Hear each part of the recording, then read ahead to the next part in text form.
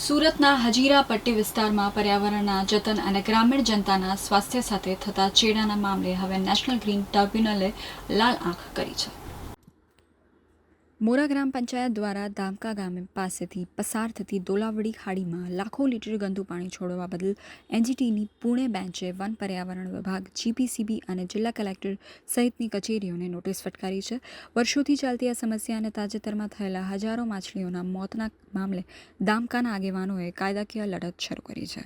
સુરતની દોલાવડી ખાડી, જે એક સમયે જીવન સૃષ્ટિ સમૃદ્ધ હતી, તે આજે પ્રદૂષણના ભરાડામાં છે. મોરા ગ્રામ પંચાયત દ્વારા છેલ્લા ઘણા વર્ષોથી લાખો લીટર ગટરનું ગંદુ પાણી શુદ્ધિકરણ વગર જ આ ખાડીમાં ઠાલવવામાં આવી રહ્યું છે. આ ગંદકી દામકા ગામ થઈને ખંભાતના અખાત ગામ સુધી પહોંચી છે, જેના કારણે સ્થાનિકોમાં દુર્ગંધ અને બીમારીનો ભય ફેલાયો છે. એટલું જ નહીં, આ ખાડી પર નભતા ગરીબ માછીમારોના રોજીરોટી પર જોખમાય છે. વર્ષ 2020થી 2025 દરમિયાન દામકાના રહીશોએ કલેક્ટરશ્રીથી લઈને જીપીસીબી સુધી અનેક રજૂઆતો કરી પણ પરિણામ શૂન્ય આવ્યું. હદ તો ત્યારે થઈ જ્યારે ગત નવેમ્બર માસમાં આ ઝેરી પાણીને કારણે ખાડીમાં હજારો માછલીઓના ટપોટપ મોત થયા. તંત્રની આ નિષ્ક્રિયતા સામે અંતે દામકાના આગેવાનો દીપકભાઈ પટેલ, જશવંતભાઈ પટેલે એડવોકેટ રિઝવાન મિર્ઝા મારફતે નેશનલ ગ્રીન ટ્રિબ્યુનલ્સમાં ઘા નાખી હતી.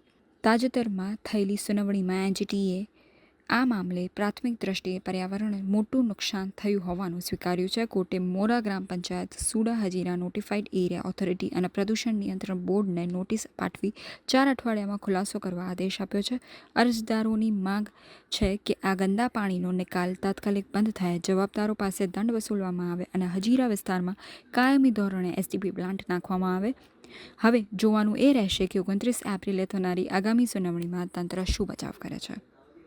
હજીરા કાંઠા વિસ્તારમાં ખાસ કરીને મોરા ગ્રામ પંચાયત દ્વારા છેલ્લા 8 થી 10 વર્ષથી ગેરકાયદેસર રીતે ગંદુ ગટરનું પાણી અનટ્રીટેડ સીધું દરિયામાં છોડવામાં આવી રહ્યું હતું, જેના કારણે દામકા અને વાસવા ગામના રહીશોને ખૂબ જ હેરાન પરેશાન અને તકલીફ થઈ રહી હતી. આ ગંદા ગટરના પાણીના કારણે ત્યાં સ્થળ પર ઊભું પણ રહી ન શકાય એવી ગંભીર પરિસ્થિતિ હતી અને ગંભીર રોગો ફેલાય એવી પરિસ્થિતિ હતી.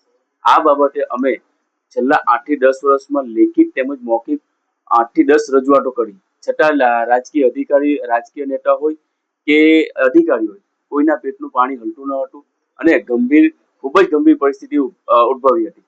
આ બાબતે અમારા દ્વારા ગત 3 મહિના પહેલા ગામજનો સાથે જઈને પોતે બંધ કરી દીધું હતું, પરંતુ મોરા ગામના સરપંચ દ્વારા ગેરકાયદેસર રીતે રાજકીય પગ વાપરીને ફરી એ પાણી ગટરનું પાણી ટ્રીટમેન્ટ કર્યા વગર છોડી દેવામાં આવ્યું હતું, જેના કારણે દરિયાઈ લગભગ લાખો માછલી મળી ગઈ હતી.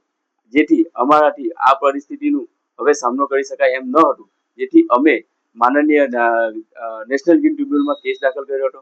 અમારા આ કેસને સ્વીકાર કરવામાં આવ્યો છે અને નેશનલ ગ્રીન ટ્રિબ્યુનલ દ્વારા ગત 25 તારીખે અમારી સુનાવણીને ધ્યાને લેવામાં આવી હતી અને સુનાવણીમાં જજ સાહેબે સ્પષ્ટ કહ્યું છે કે તાત્કાલિક ધોરણે મોરા ગ્રામ પંચાયત દ્વારા આ ગેરકાયદેસર ગંદુ ગટરનું પાણી બંધ કરવામાં આવે અને ત્યારબાદ મોરા ગ્રામ પંચાયત, સુડા, જીપીસીબી અને ગુજરાત સરકારના પર્યાવરણ વિભાગ દ્વારા 4 અઠવાડિયામાં તાત્કાલિક એમનો રિપોર્ટ તૈયાર કરીને સબમિટ કરવામાં આવે.